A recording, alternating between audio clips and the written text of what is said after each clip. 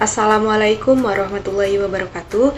Di sini kami dari kelompok 5 dalam mata kuliah Kimia Bahan Makanan akan mempresentasikan hasil kerja kelompok kami yang bertemakan vitamin dalam makanan. Adapun beberapa subbab yang akan kami bahas diantaranya, yang pertama ada pengertian, jenis dan manfaat vitamin dalam makanan. Lalu yang kedua ada sumber dan analisis kebutuhan vitamin. Lalu yang ketiga ada dampak kekurangan dan kelebihan mengkonsumsi vitamin. Serta yang terakhir ada metode analisis kimia pada vitamin dalam bahan makanan. Nah, sebelum memulai pembahasan, izinkan saya terlebih dahulu memperkenalkan anggota dari kelompok 5. Di antaranya yang pertama ada Emiliana Faza dengan NPM 02, lalu ada Erviantina Helmi dengan NPM 36, ada saya sendiri Hardini Anggun dengan NPM 10, ada Jenika Kusumanggraini dengan NPM 28, dan ada Cindy Amelia dengan NPM 48. Nah, langsung saja kita masuk ke pembahasannya seperti berikut. Pengertian jenis dan manfaat vitamin dalam makanan.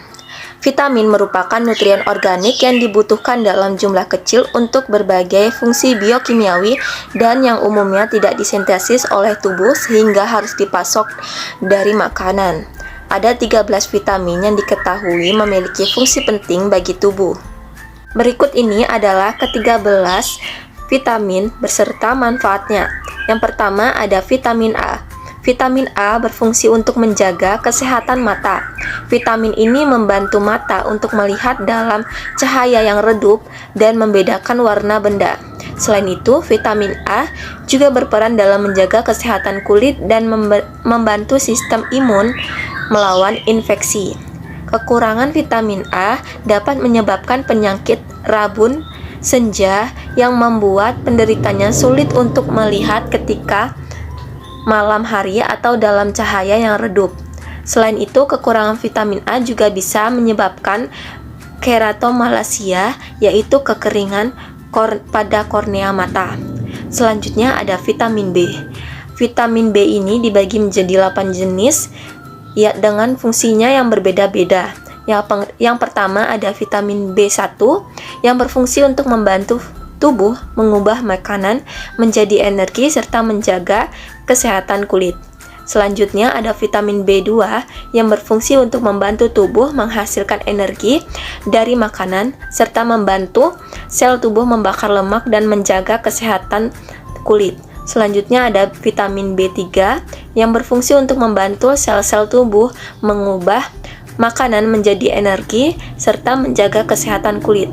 Selanjutnya ada vitamin B5 yang berfungsi untuk membantu sel tubuh memproduksi asam lemak dan hormon.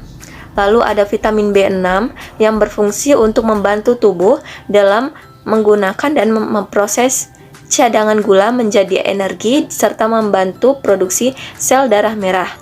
Lalu ada vitamin B7 yang berfungsi untuk membantu produksi asam lemak dan asam amino ketika dibutuhkan oleh tubuh.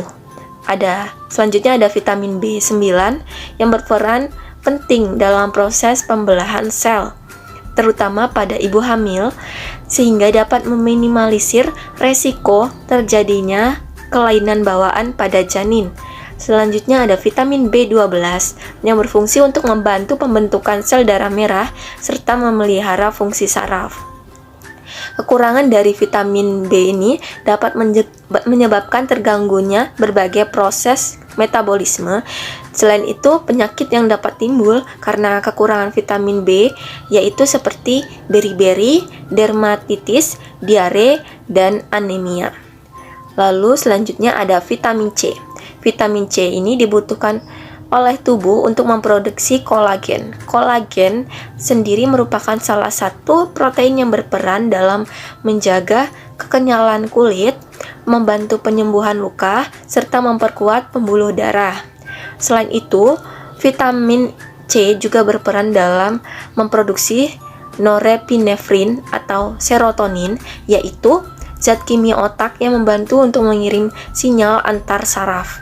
Kekurangan vitamin C dapat menyebabkan anemia, gusi berdarah, gangguan sistem saraf, dan penurunan massa otot serta membuat luka menjadi sulit sembuh dan mudah untuk terinfeksi.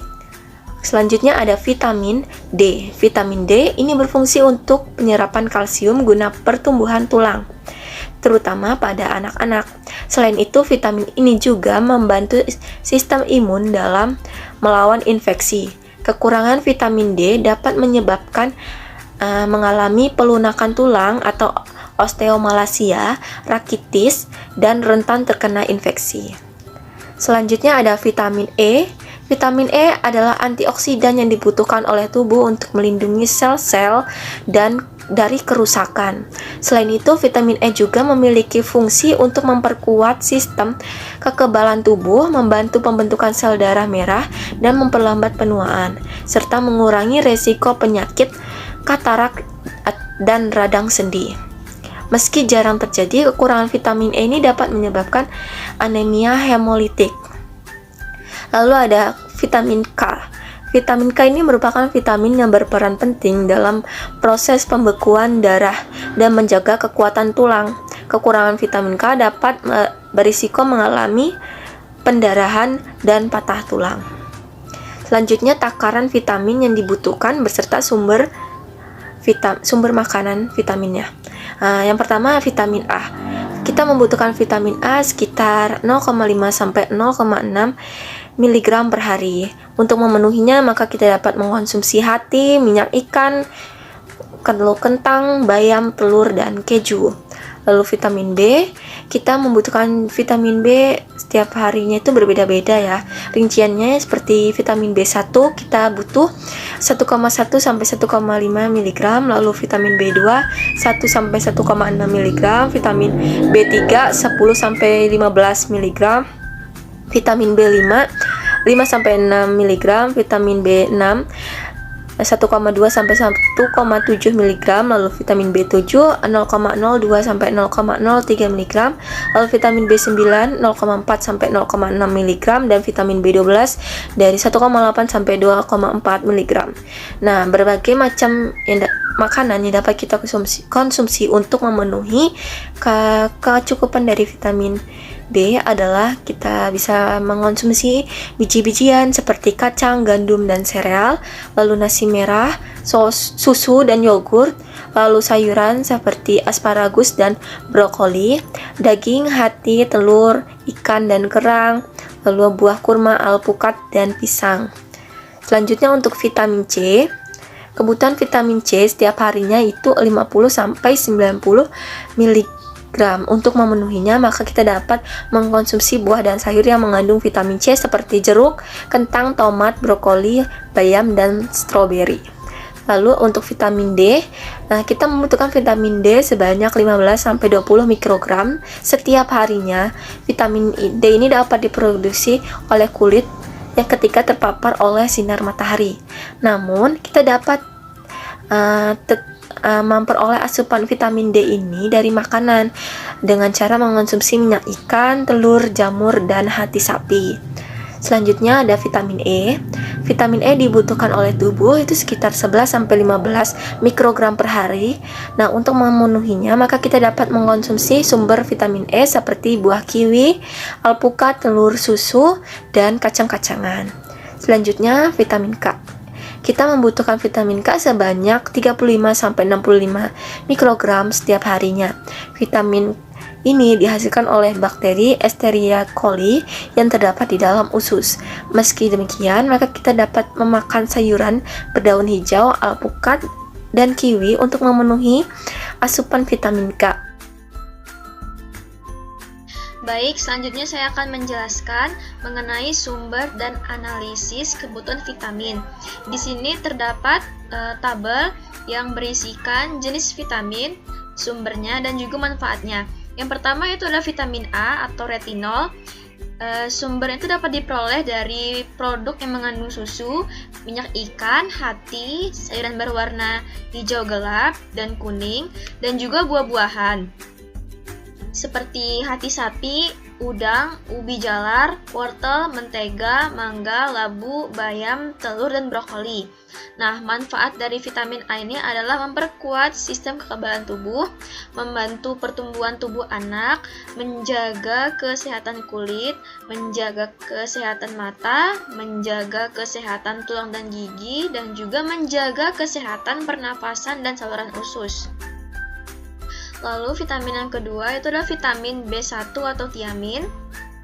Sumbernya tuh bisa diperoleh dari sereal gandum, ikan, daging sapi, sayur-sayuran dan juga kacang-kacangan, nasi merah, semangka, asparagus, telur, kol, gandum hitam, dan juga susu kedelai. Nah, manfaat dari vitamin B1 ini adalah membantu metabolisme karbohidrat dan juga protein, menjaga kesehatan mulut, bibir, lidah, dan juga mata, dan menjaga kesehatan kulit, rambut, dan juga kuku. Lalu yang ketiga ini ada vitamin B2 atau riboflavin yang bersumber dari makanan yang mengandung susu, daging sapi, sayur berwarna hijau, hati, sereal gandum, kacang, dan juga yogurt. Seperti susu, pisang, telur, ikan, daging, sayuran hijau, dan juga serealia. Nah, manfaat dari vitamin B2 ini adalah membantu metabolisme karbohidrat dan protein, lalu menjaga kesehatan mulut, bibir, lidah, dan juga mata, dan menjaga kesehatan kulit, rambut, dan juga kuku. Lalu ada vitamin B3 atau niacin atau niacinamide, yaitu bersumber dari makanan yang mengandung susu seperti daging sapi juga, makanan berasal dari unggas, sayuran, sereal gandum, dan juga bisa dari daging unggas, kentang, jamur, almond, tuna, sayuran hijau, dan juga kacang-kacangan. Nah, untuk manfaat vitamin B3 ini seperti membantu metabolisme karbohidrat dan lemak, menjaga kesehatan kulit, lambung, lidah, dan sistem pencernaan, dan menjaga kadar kolesterol dalam tubuh. Lalu yang kelima ada vitamin B5, yaitu asam pantotenat, yaitu bersumber dari kuning telur, tomat, alpukat, brokoli, daging, dan juga biji-bijian, yaitu yang membantu metabolisme pembuatan lemak, dan juga hormon dan sel darah merah.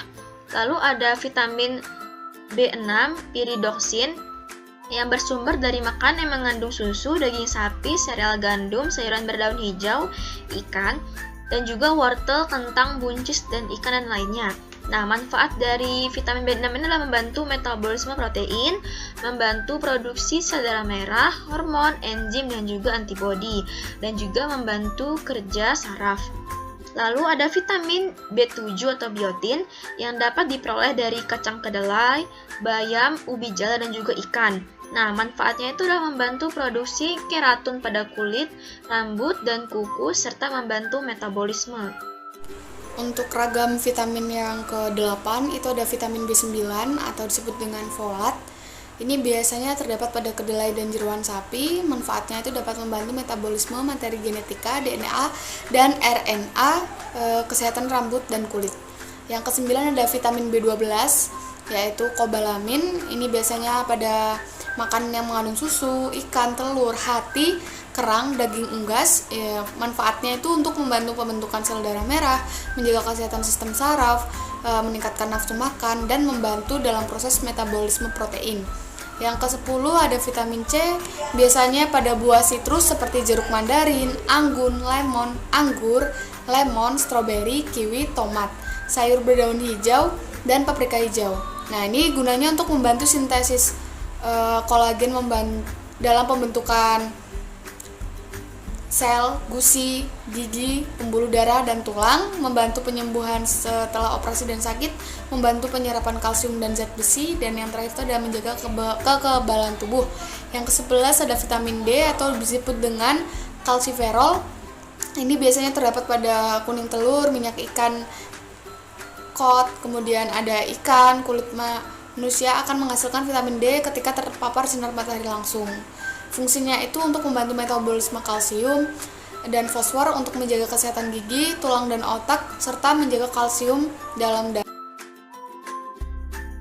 Selanjutnya yang ke-12 ada vitamin E atau alpha tocopherol.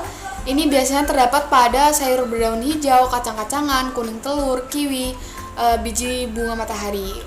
manfaatnya itu menjaga kondisi sel dan kesehatan kulit dan jaringan, menjaga sel darah merah sebagai antioksidan, menjaga kekebalan tubuh. Selanjutnya yang ke-13 ada vitamin K.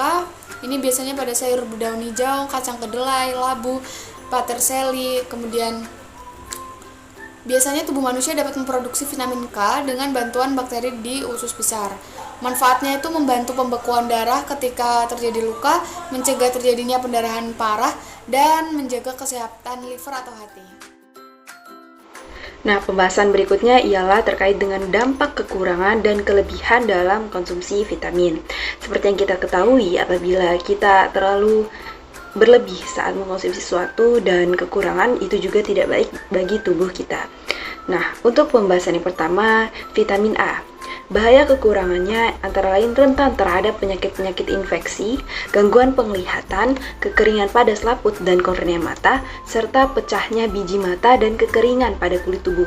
Lalu, apabila kita kelebihan dalam mengkonsumsi vitamin A, kita akan mengalami keracunan yang mengakibatkan tulang rapuh, menyebabkan nyeri pada persendian, sakit kepala, kelelahan, kulit kering, bersisik, dan berubah warna menjadi kekuningan, serta akan mengalami kerusakan atau pembekakan hati.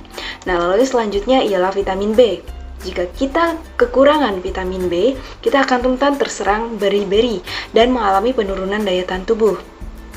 Kepekaan terhadap cahaya juga akan berkurang, sudut bibir pecah-pecah, dan akan mengganggu sistem saraf, kulit gampang rusak, lidah menjadi lebih licin, mudah terserang diare, dan mudah marah atau temperamental, serta kita akan sering merasa bingung.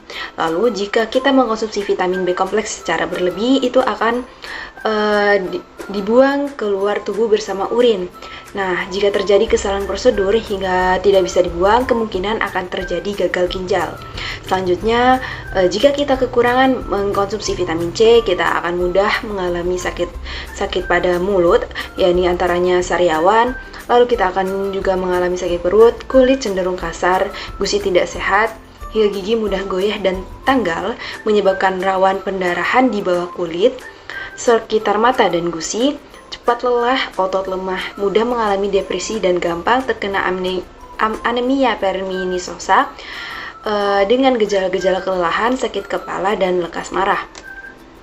Lalu, jika kita berlebihan, kita akan mengalami diare, muntah mual, nyeri ulu hati, kram, dan sakit perut, insomnia, lalu kita akan mengalami batu ginjal, serta sakit kepala.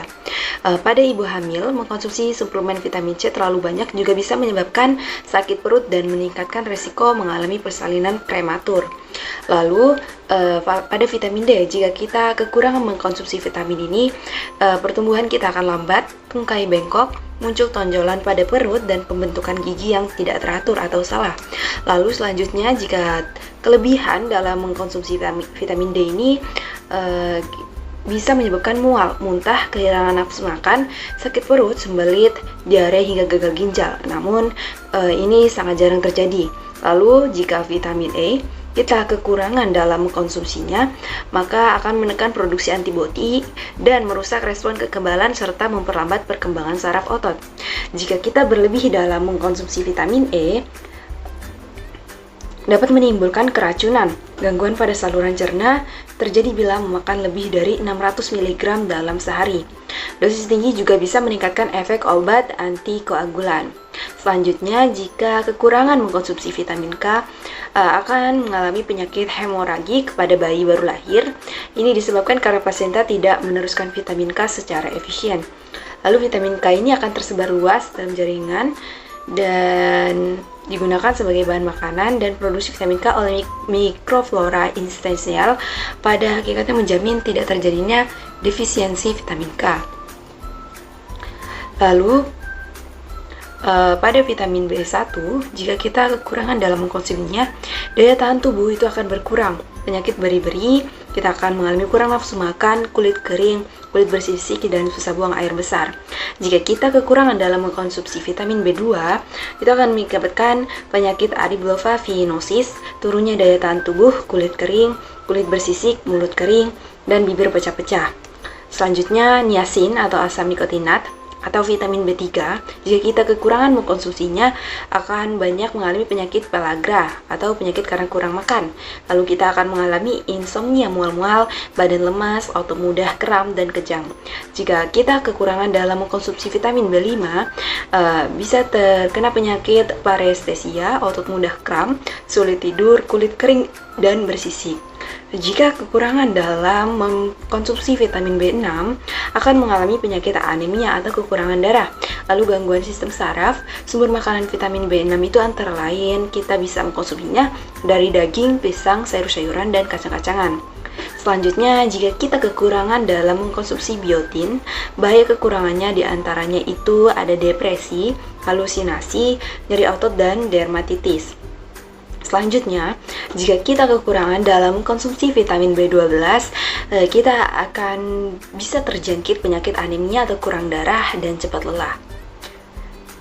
Baik, yang selanjutnya adalah 3 kalorimetri dan spektrofotometri tes, di mana ini merupakan tes reaksi kimia antara kromatografi dan vitamin yang menyebabkan perubahan warna. Perkembangan warna menunjukkan adanya vitamin.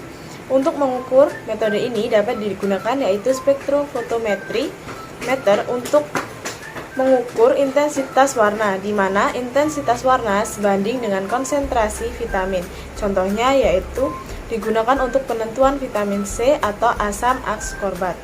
Adapun contoh dari metode spektrometri tes adalah yang pertama yaitu minuman kemasan disaring kemudian dipipet dengan 0,5 ml. Setelah itu, fitratnya dimasukkan ke dalam labu ukur yaitu 100 ml.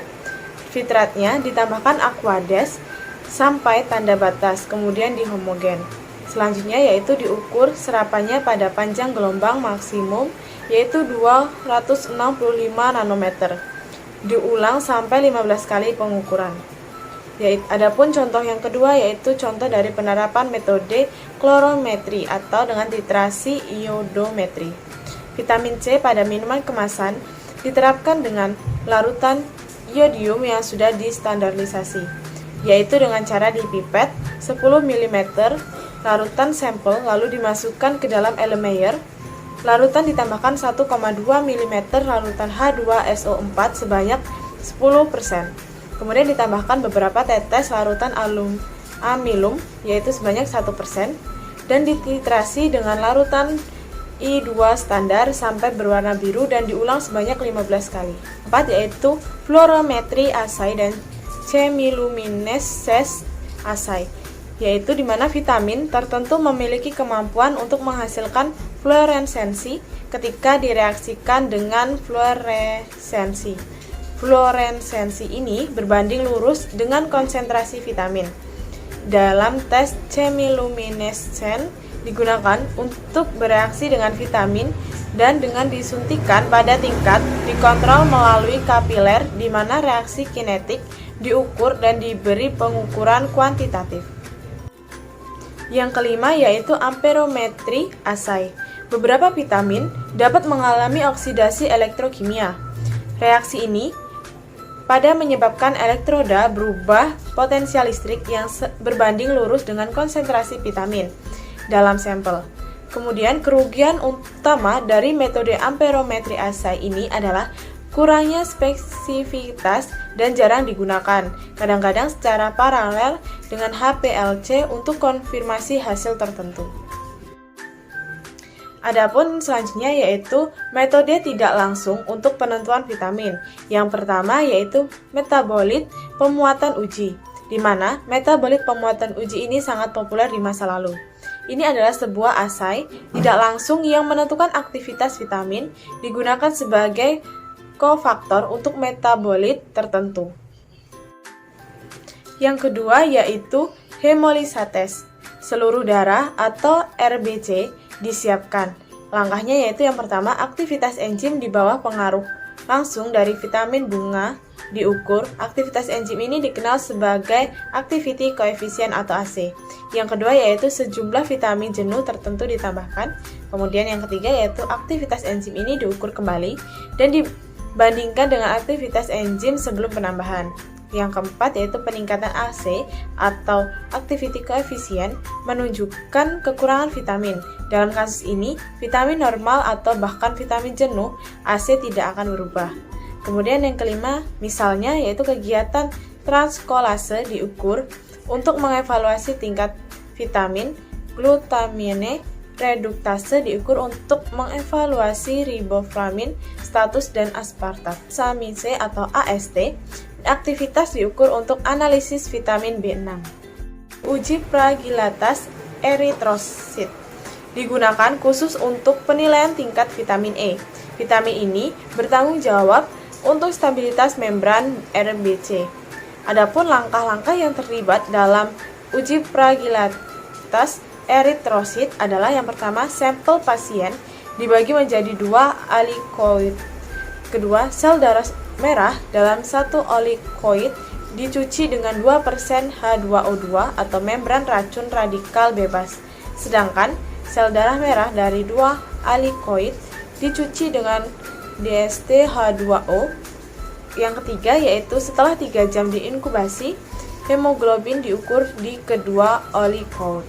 Yang keempat yaitu jika hemolisis sel darah merah dalam alikoid 1 dicuci dengan H2O adalah 20% lebih dari hemolisis dalam 2 alikoid atau sel darah merah dicuci dengan DST H2O, ini akan menunjukkan kekurangannya vitamin E. Baik, yang keempat yaitu dengan metode mikrobiologi atau digunakan penelitian saja.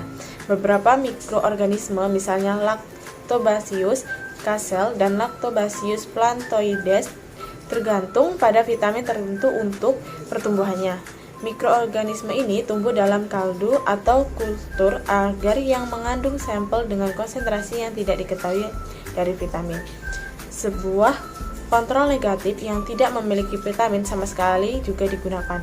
Inkubasi selama beberapa hari, kepadatan pertumbuhan diukur dengan turbidimetri. Pembuatan asam laktat juga dapat dikuantifikasi ya berbanding lurus dengan konsentrasi vitamin dalam sampel. Sekian video presentasi yang dapat kelompok 5 sampaikan, kurang lebihnya kami mohon maaf. Terima kasih. Wassalamualaikum warahmatullahi wabarakatuh.